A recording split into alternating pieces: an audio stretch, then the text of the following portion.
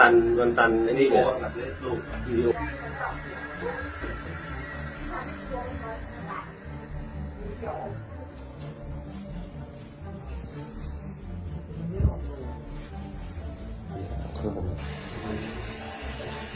ไม่ออกกินอะไรมาเนี่ยอะไรนะ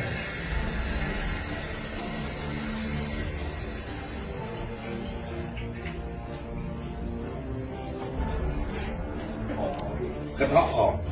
ตัวกระเทาะชักโครกออกเพราะนั่นทำลายหมักแม่ต่อข้างล่างตัวใหญ่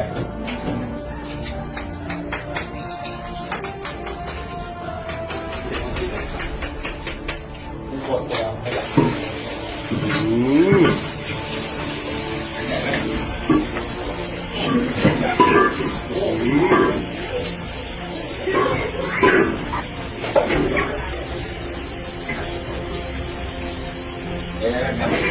เขาอยู่มันจะกลัวมันอย่าให้เขาใจเลี้ยงมือมัน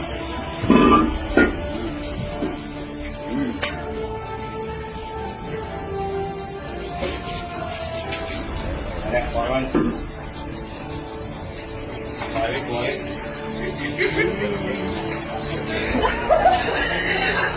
ยกไปหน้าบ้านยกไปหน้าบ้าน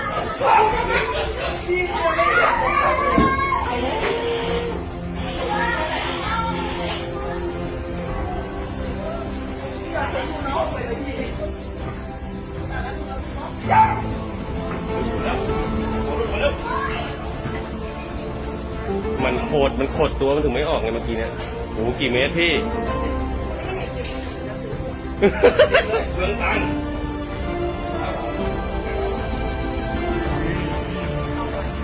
มันทำไม่ได้ครับของแบบนี้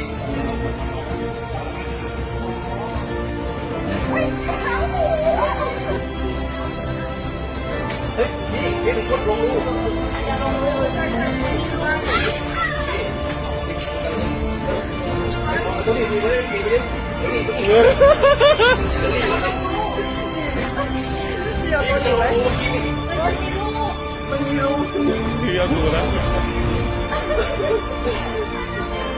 2 เมตรครึ่งไหมพี่ไม่ได้ตั้ง